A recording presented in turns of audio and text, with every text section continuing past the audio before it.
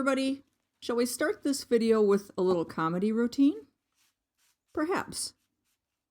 And notice that this is the smallest piece of these 3 pieces of what I believe to be ambrosia maple.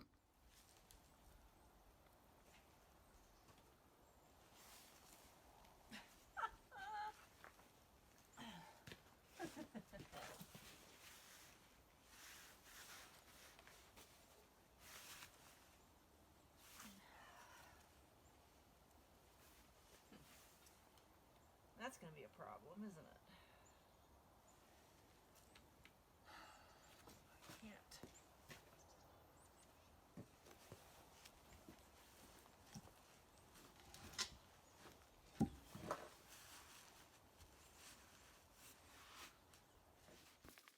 Well, fear not. Leverage to the rescue. I had plans to get through all 3 of these logs, but to be honest, I only got this one cut into 2 bowl blanks and a slab from the middle. So what I'm going to do for this video is we're going to work with one of the Quatersawn pieces.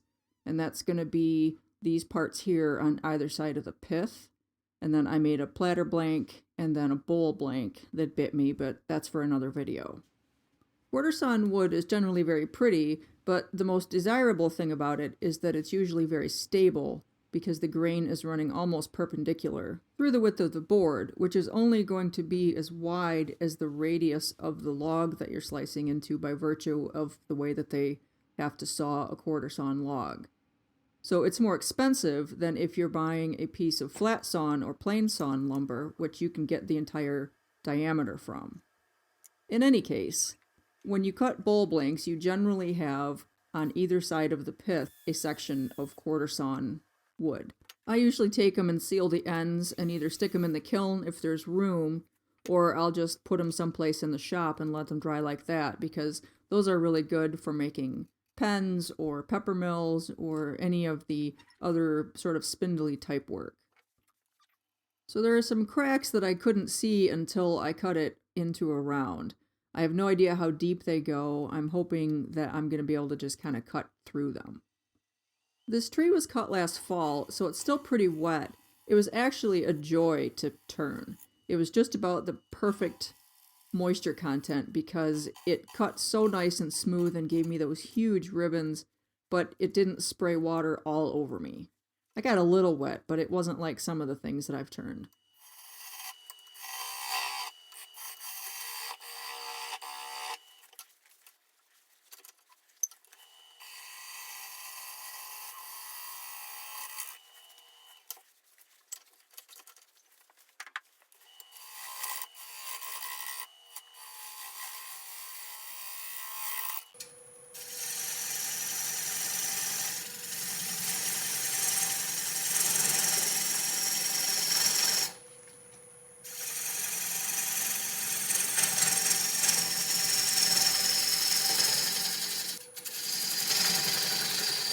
The best part about turning green bowls, miles and miles of ribbon shavings.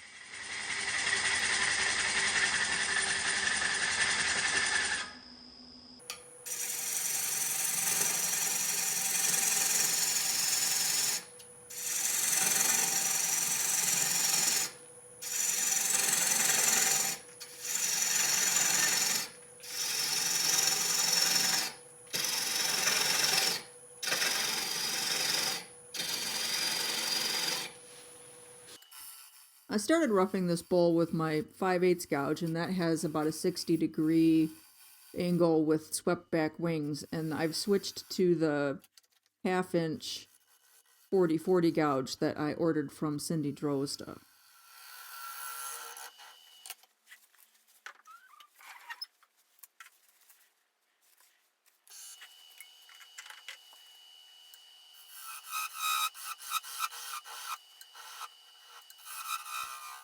I love my new spinny tool rack.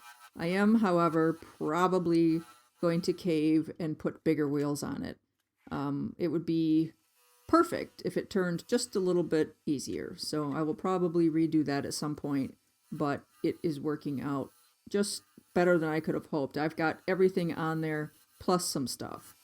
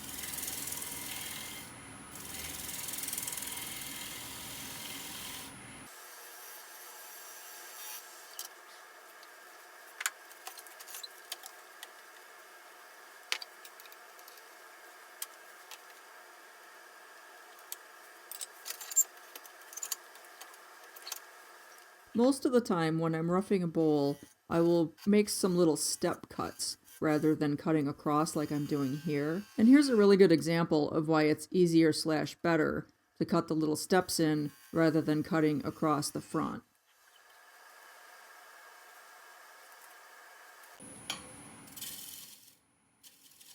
See how much powder is coming off?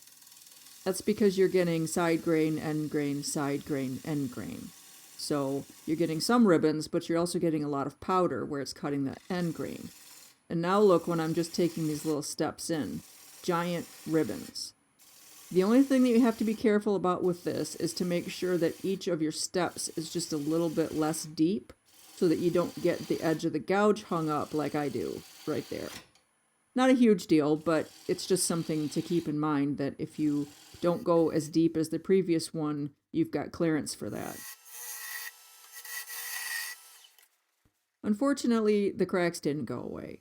It didn't look like they got any bigger as I was turning, so I used some Starbond thin CA glue on them on the back side, which is why I'm going back over the outside here to clean up the CA glue.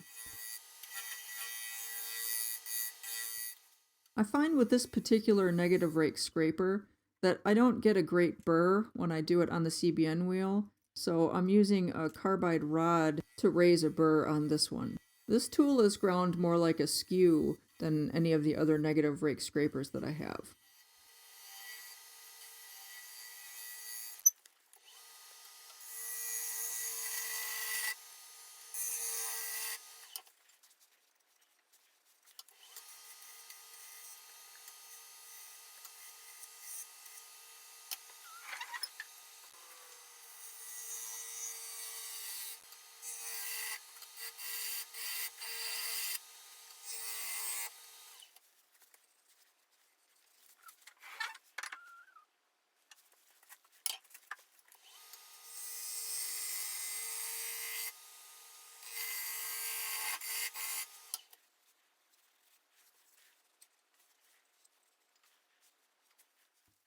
Those same cracks came through on the inside, so I did the same thing. I took some Starbond thin CA glue and filled in the cracks, and then I'm going back over it with the other negative rake scraper that I put a burr on with my 600 grit CBN wheel. This bowl was very, very nice to me. Generally speaking, once you get the outside edge done, you don't want to go back because it's going to be chattery and you're going to leave spiral marks. And I had to go back a couple of times, and it did not do that to me. It's still running very true. Here I'm using the trick from Stuart Batty, where you just use a folded up piece of paper towel to put a little bit of pressure on the outside of the bowl, really just about the same amount as you're pushing with the scraper. And that just adds a little bit of stability, which is hopefully going to eliminate any chattering that you get.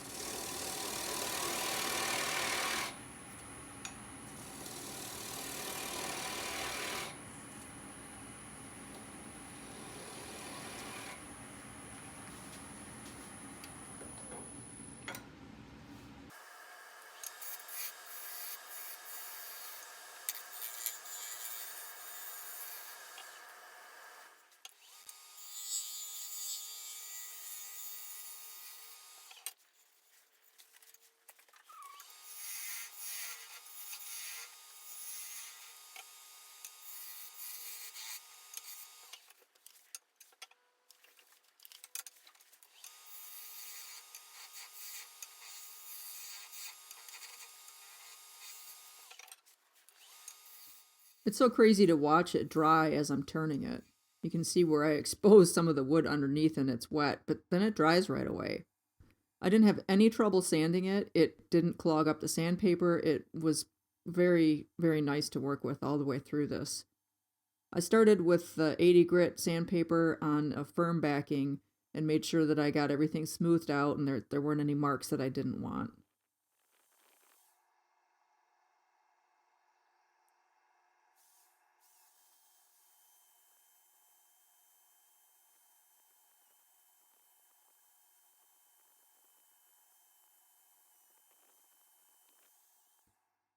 Once I got it where I wanted it, I put the little squishy pad on, and then I did it with 80 grit again, and then I sanded up through 400 grit.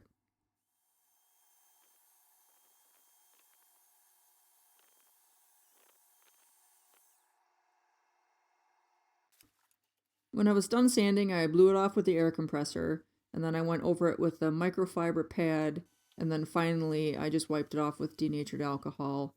And I hit that with a Scotch-Brite pad just because I could. And then I put 2 coats of 1 pound cut shellac on. And once that was dry, I cut that back with the same Scotch-Brite pad. And now I'm going to apply the Axe abrasive sanding paste.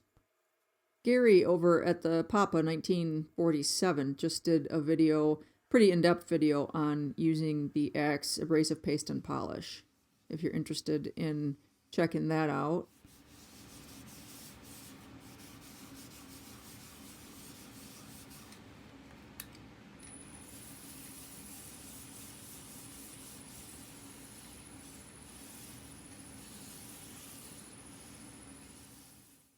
I work the abrasive in pretty good at a lower speed, and then I go ahead and turn it up to somewhere between 1,000 and 1,500, depending upon the size of the piece.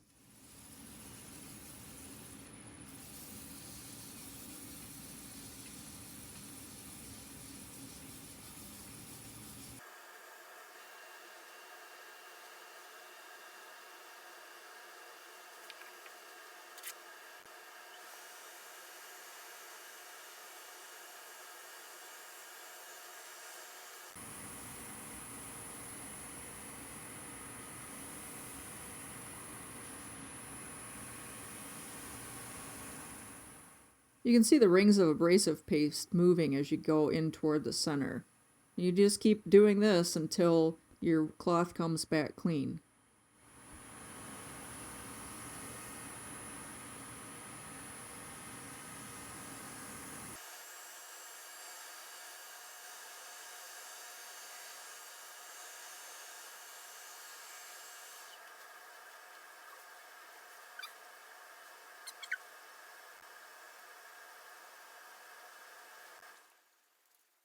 It's the exact same process when using the Brad's abrasive sanding paste. Put on a good coat, rub it in, then work it in at a lower speed, and then turn it up. And then you just keep working it in until your cloth comes back clean.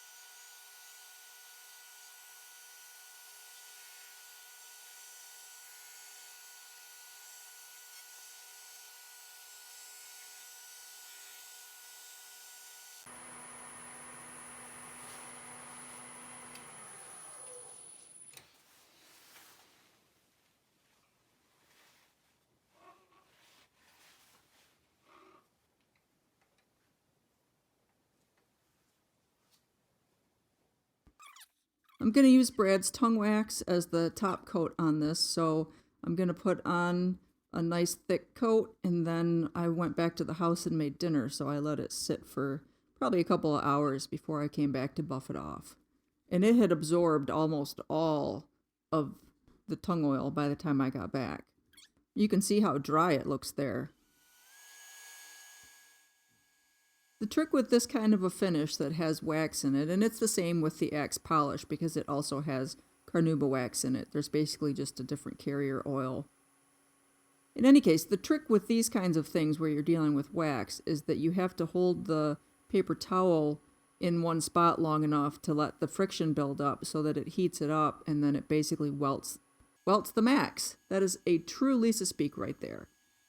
Melts the wax. My goodness.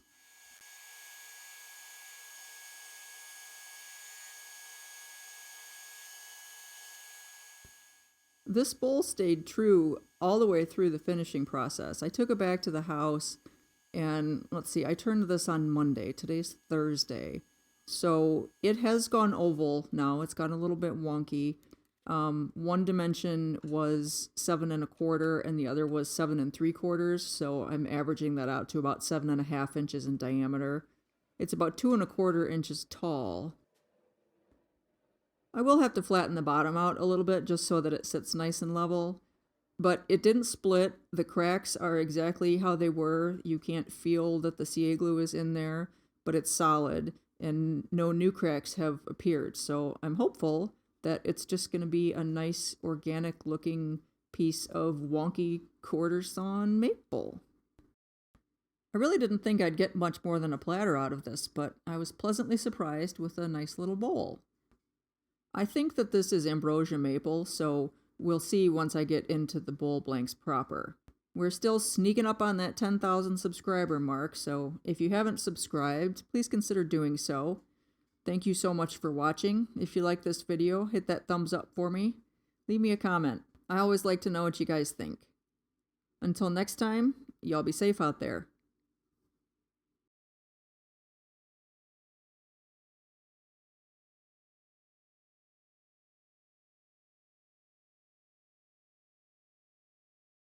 Oh my god, ew, David! Anyway, David,